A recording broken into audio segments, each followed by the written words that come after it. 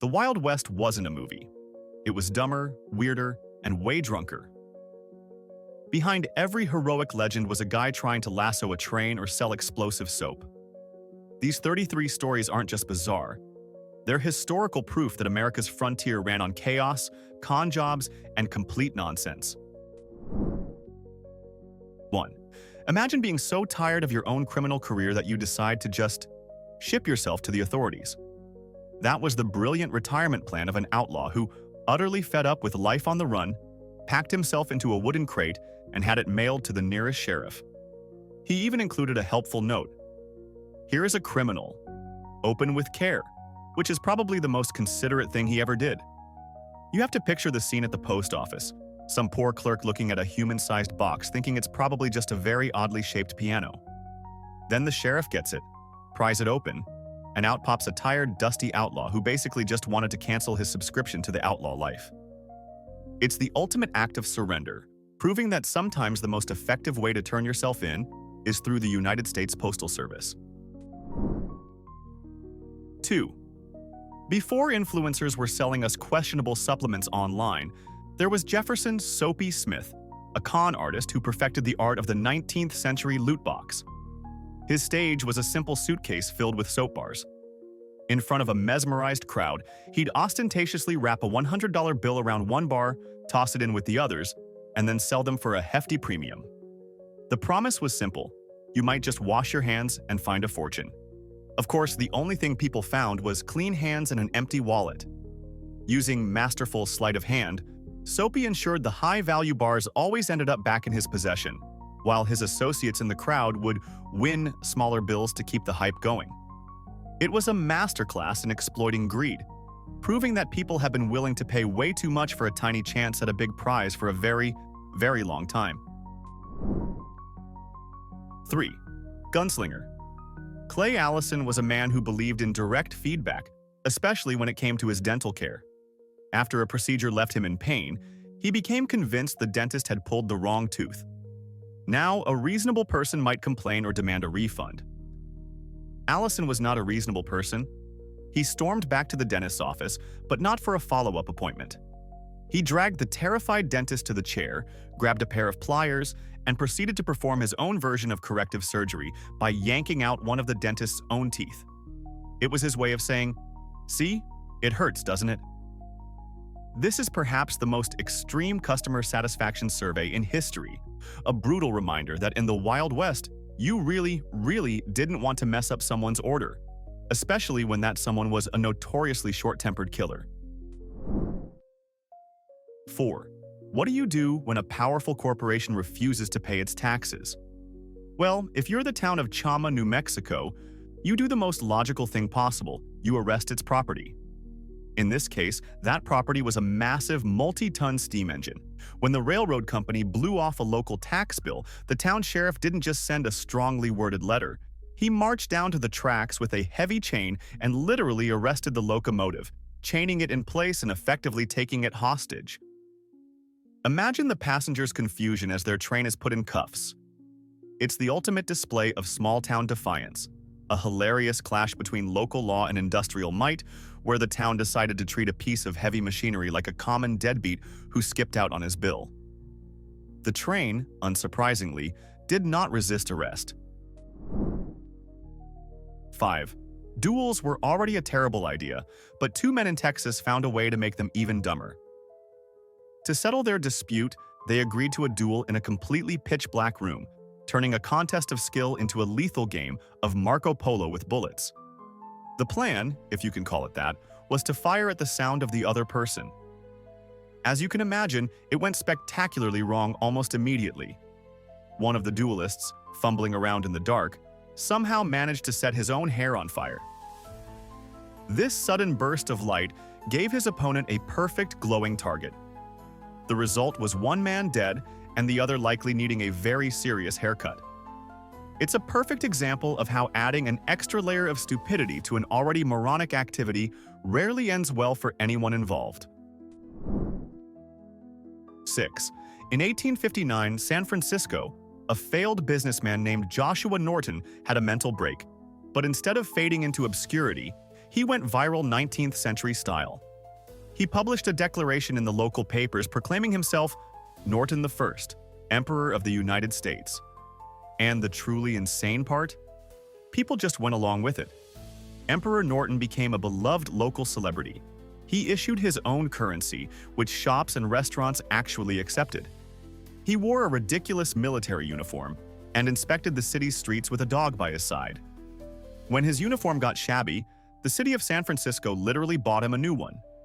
He was a living, breathing meme in a time before the internet, a testament to a city so wonderfully weird that when a man declared himself emperor, they didn't lock him up.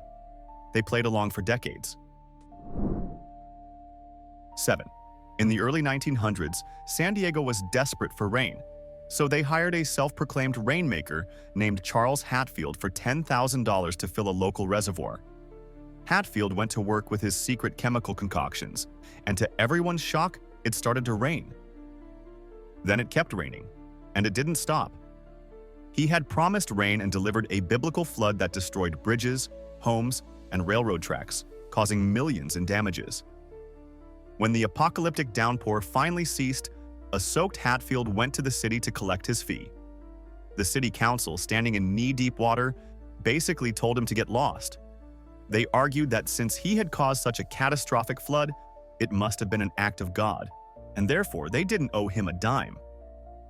He over-delivered on his promise so spectacularly that he talked himself out of a fortune. 8. Funerals in the Wild West could be as strange as the lives that preceded them. For some cowboys, the idea of lying down for eternity just didn't sit right. So a bizarre tradition emerged, burying them standing up. The logic, as grim as it was poetic, was that a cowboy should always be ready for one last ride, even in the afterlife. They would be interred vertically in their boots, fully dressed, sometimes even with their hands near where their holsters would be. It was the ultimate commitment to the cowboy persona, ensuring that even in death, they maintained their rugged, ready-for-action posture. It also must have made for some very confusing archaeological discoveries centuries later, leaving future scientists to wonder what strange, upright sleeping civilization once roamed the plains. 9. Hollywood has sold us the gunfight at the OK Corral as the heavyweight title fight of the Old West, a dramatic, drawn-out battle between good and evil. The truth is far more pathetic. The entire legendary shootout lasted about 30 seconds. That's it. You've probably had sneezes that lasted longer. It was less of an epic showdown and more of a brief, panicky exchange of bullets between some very nervous men. And the biggest lie is in the name itself. The gunfight didn't even happen at the OK Corral. It took place in a narrow, grimy, vacant lot down the street. So, the most iconic moment of the Wild West was essentially a 30-second argument in a back alley that got way out of hand. It's a spectacular piece of historical branding that proves if your story is boring, just give it a kick-ass name and people will remember it forever. 10. Some outlaws were criminal geniuses, meticulously planning every detail of a heist. And then there was the crew who subscribed to the more is always better school of thought, especially when it came to dynamite. Tasked with opening a bank safe, they didn't just use enough explosive to pop the lock.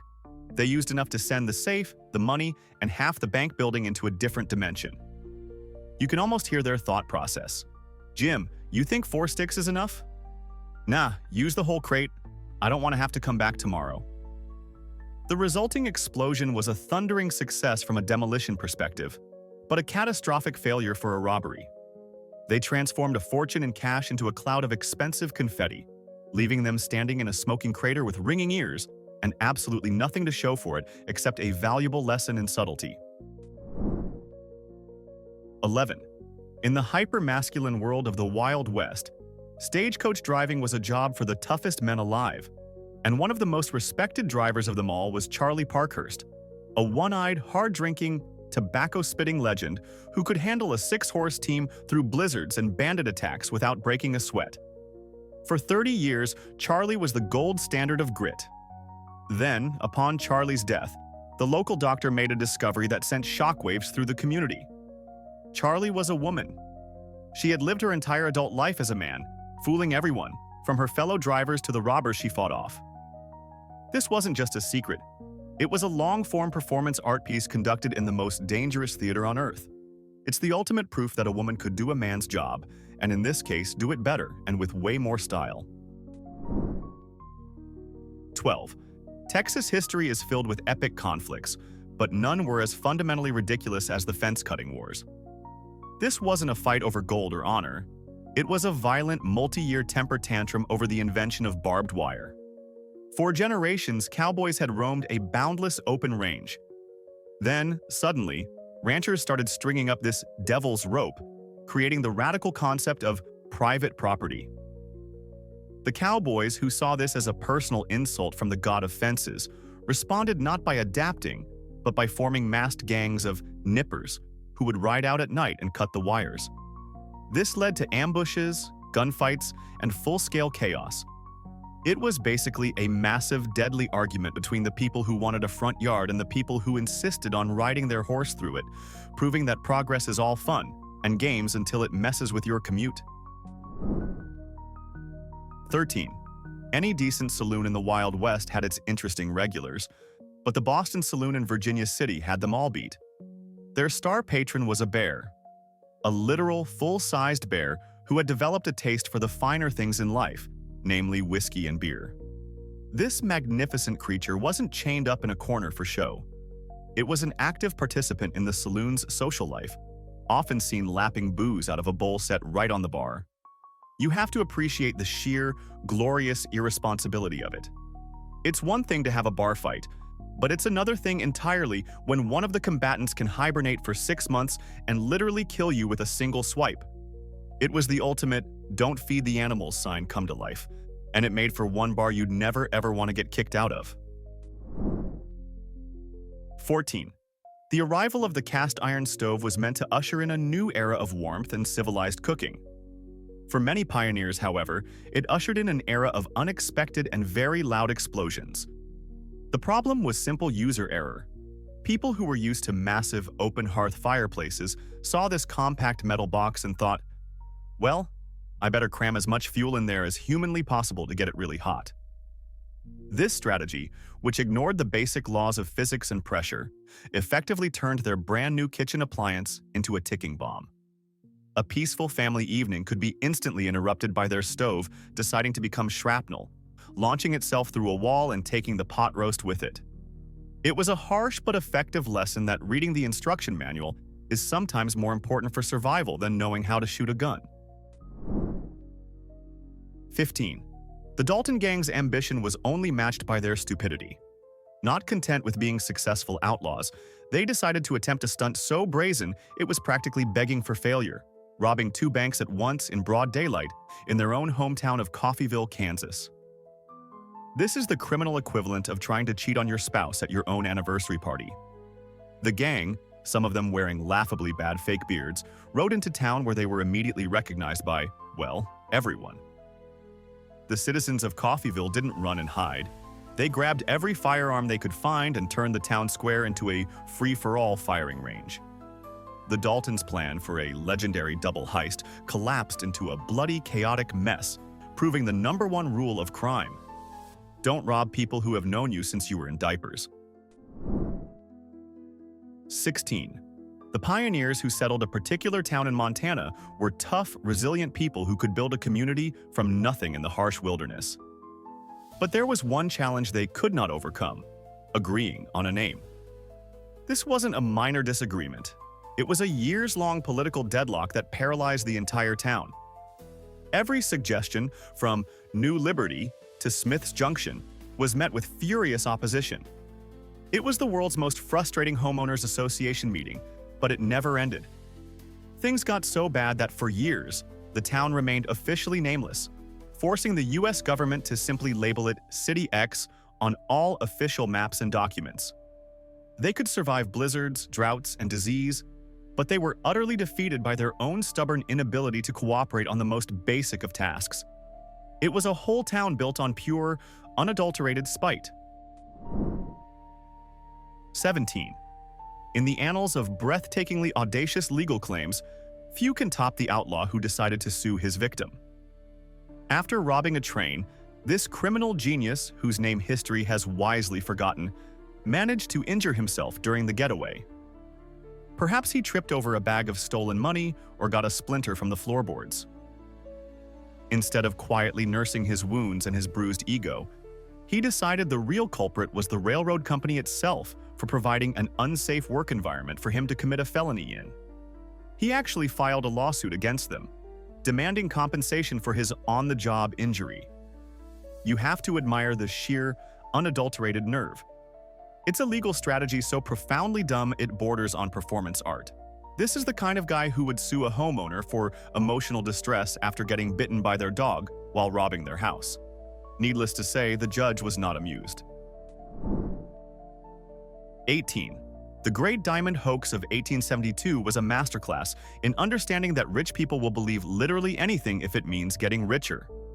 Two cunning prospectors, Philip Arnold and John Slack, pulled off a scam of epic proportions by simply scattering a bunch of cheap, uncut diamonds and other gems in a remote field in Colorado. Then, they led a group of America's wealthiest investors, we're talking Tiffany & Co's executives and powerful bankers, on a secret expedition to their discovery. These titans of industry, blinded by glittering dollar signs, fell for it hook, line, and sinker. They eagerly invested millions, convinced they were on the ground floor of the next big boom. The scam was only exposed when a proper geologist went out and realized the gems were scattered in a way that made absolutely no geological sense. It was the 19th century equivalent of a Nigerian prince email, and the supposed smartest men in the country fell for it completely. 19. The Wild West had a notoriously low bar for what could trigger a gunfight. Disputes over cards, land, or a woman were common, but one legendary shootout in a dusty Texas town started for the noblest and dumbest reason of all. Someone insulted a dog. That's right. One man made a disparaging remark about another man's beloved canine companion, and in a place with fragile egos and easy access to firearms, that was a capital offense. Words were exchanged, threats were made, and soon the street was filled with the sound of gunfire. By the time the smoke cleared, several men lay dead or dying. They weren't fighting for honor or justice. They were fighting for the dignity of a dog who probably had no idea what was going on and was likely just hoping someone would throw a stick. It's a tragic, ridiculous reminder that sometimes the only thing separating a peaceful afternoon from a bloodbath was a single, poorly timed, "your dog is ugly."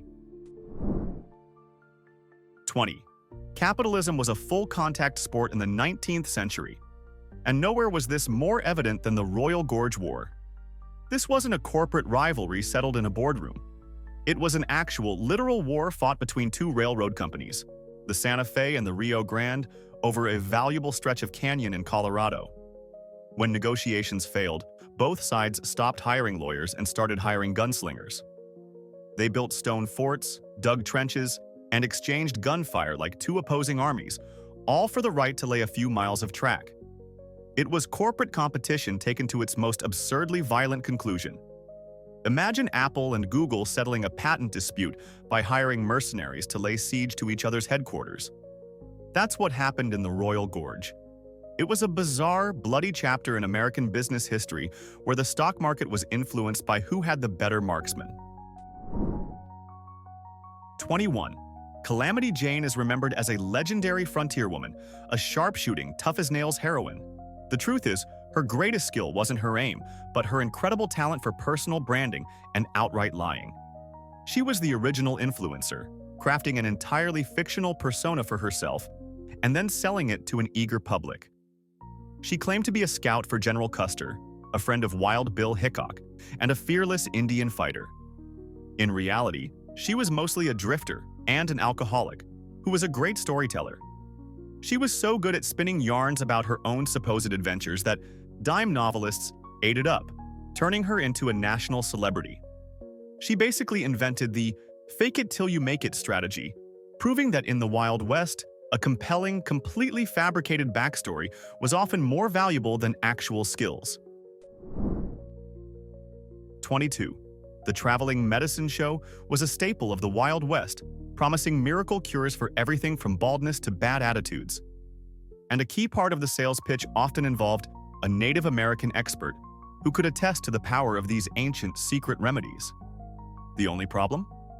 A shocking number of these so-called experts were just white guys in bad makeup.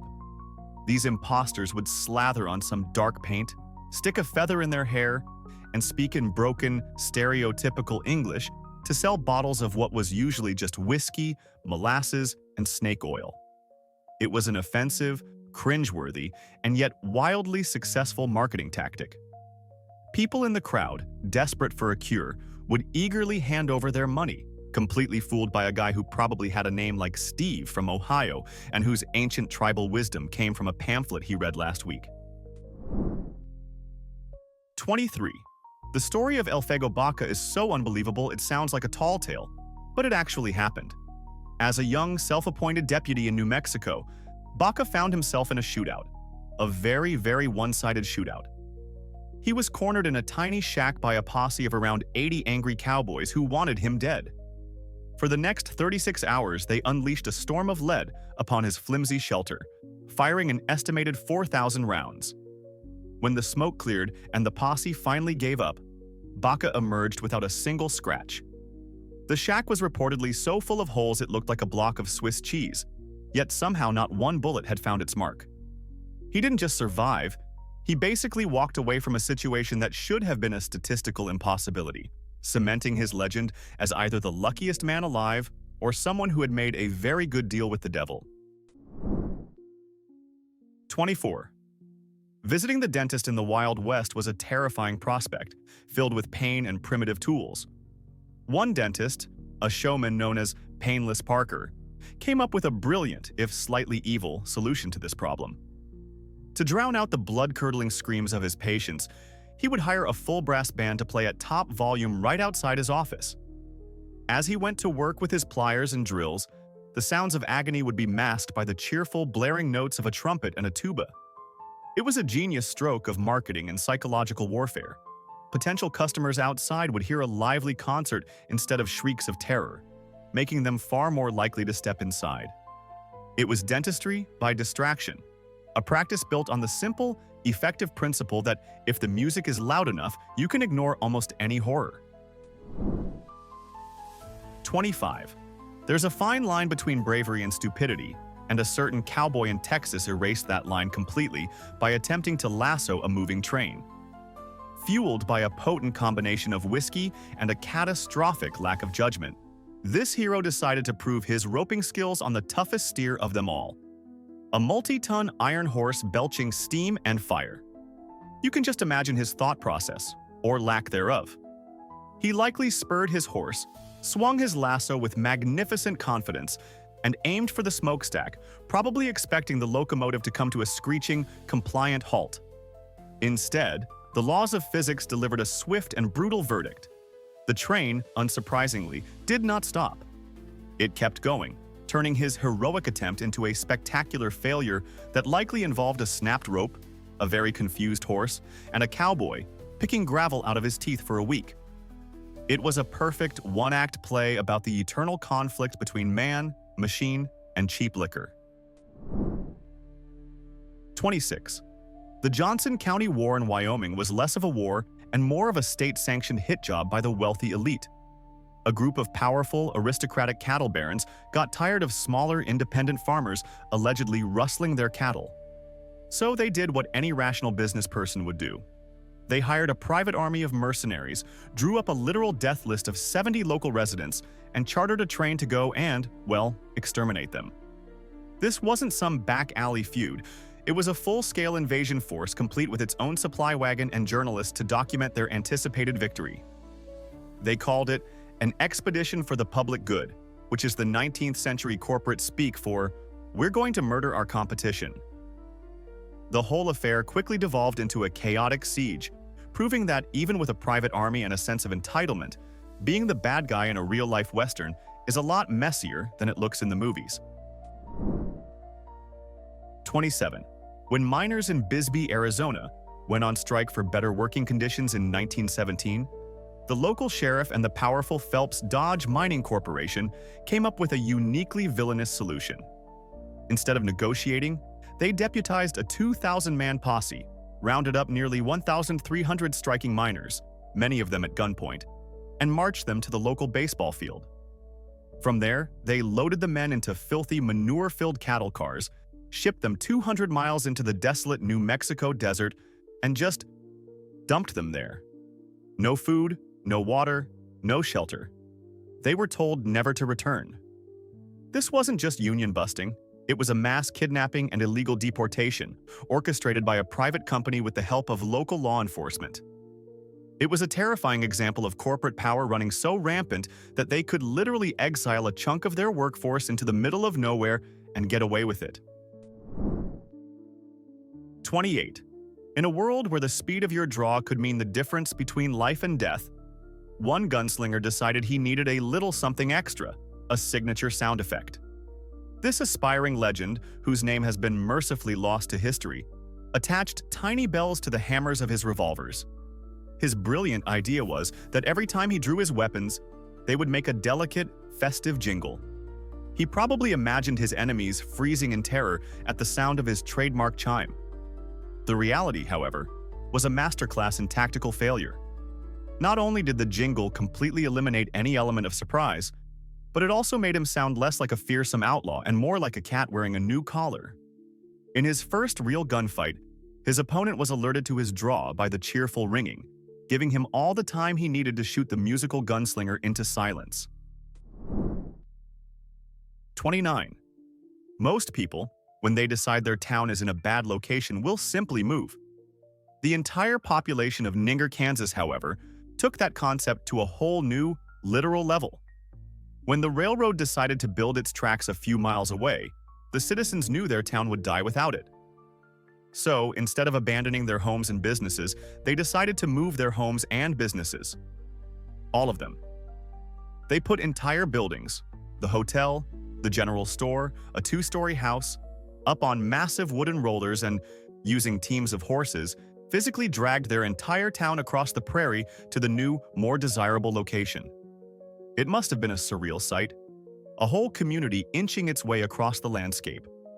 It was an act of incredible stubbornness and ingenuity, a testament to a group of people who looked at a monumental logistical nightmare and said, yeah, we can probably do that. 30. Highwaymen, or road agents, faced a practical problem. How do you rob a stagecoach without the passengers later identifying you in a lineup? While some opted for masks, one gang developed a bizarrely theatrical and disorienting technique known as the road agent's spin. After robbing every one of their valuables, they would force all the passengers to stand in a circle, close their eyes, and spin around until they were dizzy and completely lost their sense of direction. The outlaws would then slip away into the woods, leaving behind a group of confused, nauseous victims who couldn't tell north from south, let alone give a coherent description of their assailants. It was a cheap, effective, and profoundly silly solution to a criminal dilemma, turning a terrifying robbery into a weird, involuntary playground game right at the end. 31. Charles Bowles, better known as Black Bart, was the gentleman bandit of the Old West.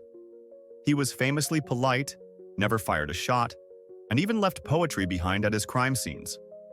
He was also incredibly elusive, successfully robbing 28 stagecoaches over 8 years. So what brought down this criminal mastermind? Not a bullet, not a posse, but a simple piece of laundry. During one robbery, he dropped a handkerchief. The handkerchief had a barely visible laundry mark on it, which detectives from Wells Fargo painstakingly traced back to a specific laundry in San Francisco. The laundry owner identified the mark as belonging to one of his regular customers, a respectable-looking mining engineer named Charles Bowles.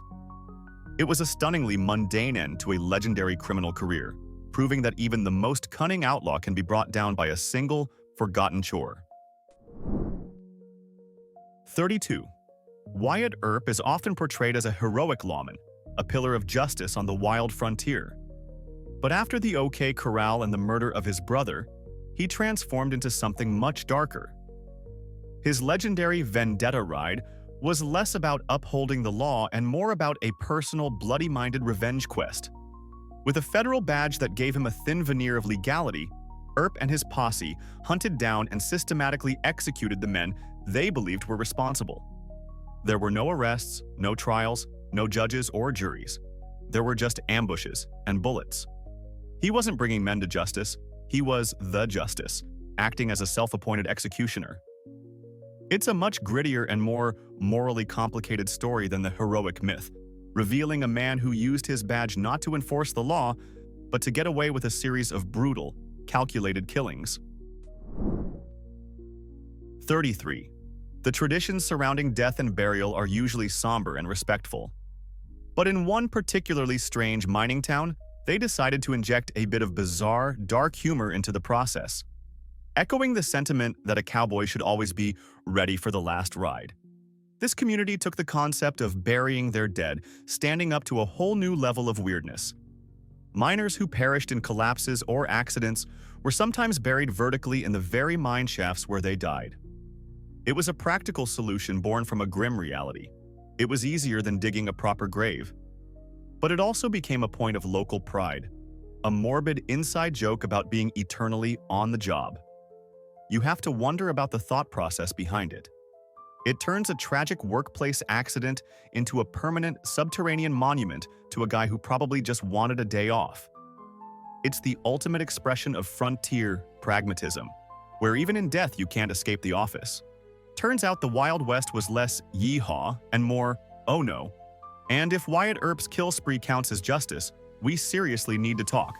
Hit the comments, take a side, and while you're at it, hit like and subscribe if you want more brutally weird history with zero sugarcoating.